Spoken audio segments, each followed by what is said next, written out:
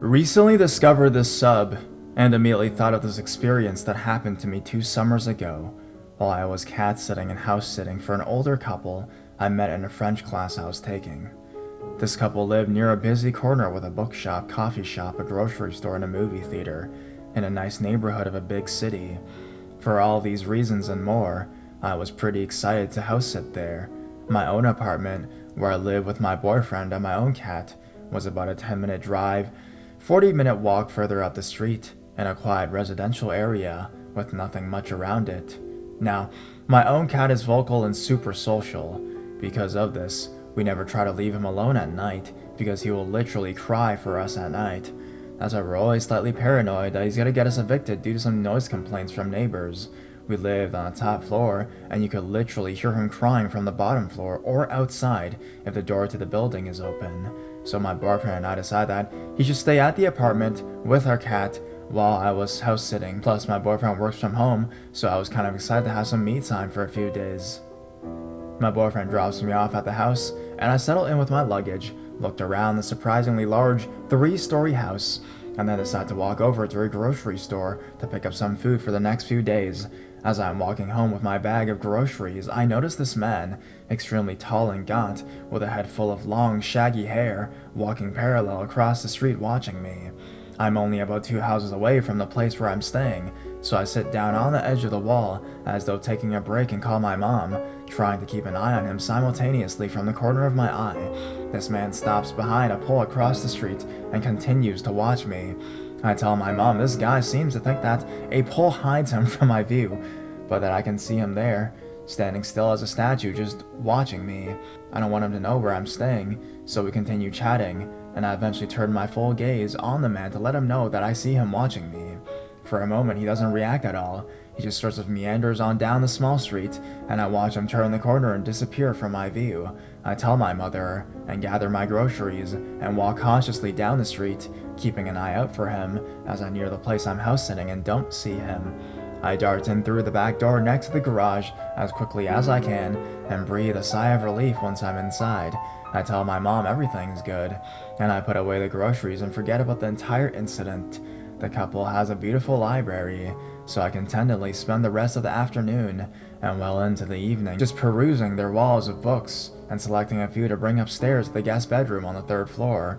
I'm playing the Dario Marianelli PMP soundtrack and just enjoying the quiet downtime all to myself. I finally get sleepy, text my boyfriend goodnight, and fall asleep.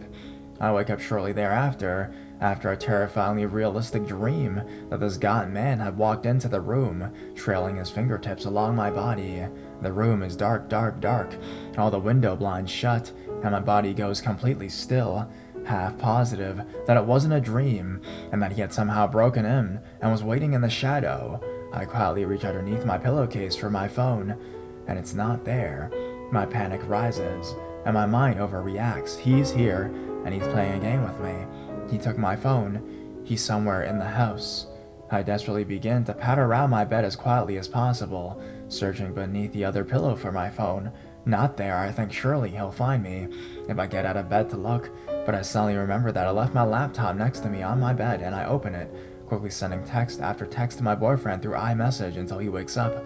I tell him I can't find my phone, had a bad dream, and I'm super anxious. With him awake and responding, I get the courage to flip on the lamp and get out of bed. I search around the floor, thinking my phone must have fallen while I was sleeping. Nope, not on the floor. Finally, as I search the bed frantically, I find it atop the covers on the other side of the bed. Weird, but I suppose I must have knocked it across the bed or something like that. I don't sleep well the rest of the night, hearing noises from across the 3 floors of the creaky stairs and house, thinking anyone could break in through the patio door across from my room, and wake up the next morning exhausted. The next day, I'm sitting in the living room at their piano practice. I'm an opera singer, and I was mostly excited about this house because I get a chance to sing without worrying about apartment neighbors complaining. With the blinds open, there are some kids riding their bikes, neighbors with dogs, the usual.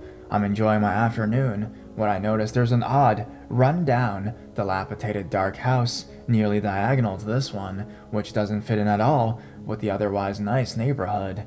Gaunt man walks out of it and sits on my porch. My stomach drops. I call my boyfriend and tell him that creepy guy apparently lives across the street. I shut the blinds facing that way so he can't see me and retreat to the other side of the house with the kitchen. I spend the rest of the day chilling, convince myself that I'm overreacting, that everything is fine, and I don't need to worry. Nonetheless, come nightfall, the house just seems way too large, too many entrances, and the bottom floor is so far away that I worry the noise wouldn't carry up to the top floor if someone did break in. Naturally, I cannot sleep at all. I end up retrieving a knife from the kitchen and stashing it under the pillow. Noises keep me up, creaks, odd sounds. At around 11 p.m., I call my boyfriend and beg him to come stay with me, assuring him that our cat could survive one night without us. He drives over and pulls into the garage. I come and lock the hall door from the garage to let him inside. I still don't sleep well, but at least I get some sleep with him there, feeling a little safer. He gets a little wigged out about the knife under the pillow and tells me to put it back where I got it. I stash it in the bedside drawer just in case. The next day, I pull it together and tell him he doesn't need to stay. I'm clearly overreacting. Then comes nightfall, and the plethora of odd noises. I decided I can't stay in the guest bedroom on the top floor anymore, because I feel like I can't hear anything. I go down to the second floor and try to sleep on the couch in their media room. George of the Jungle is on TV, and I try to fall asleep while watching that. Instead, I get more and more paranoid that I won't be able to hear anything over the movie, and end up switching the movie off instead. I try to fall asleep again. Now I'm sure that I can hear noises from both above and below me, not the cat, who every night hid a tote bag in their bedroom on the second floor and never made a sound, except to hiss at me. When we cross each other's paths, I get no sleep, patrolling the entire house all night, finally falling asleep as the night sky tinged gray up with dawn. The next day was my birthday, and his little sister was flying up from across the country to spend a week with us. He couldn't stay the night with me anymore, because she was still quite young and needed adult supervision, and I insisted that she stay at our place rather than have them come to the house I was at. Fortunately, my best friend had just returned from her trip and decided to have a birthday sleepover. I feel a little paranoid, but again am able to get some sleep with someone else there and wake up a little more refreshed. She leaves, and I sit in the kitchen, which faces the street where Gaunt Man first saw me. Gaunt Man is across the street, walking and watching. I duck down against the wall below the window, placing my phone at the gap between the blinds, with only the top of my head showing. Gaunt Man gets closer, still watching as I hit record on the video. I get several seconds of him watching the house until he suddenly seems to notice the top of my head or the phone and snaps his own gaze back to the sidewalk below him and walks on. My heart is pounding.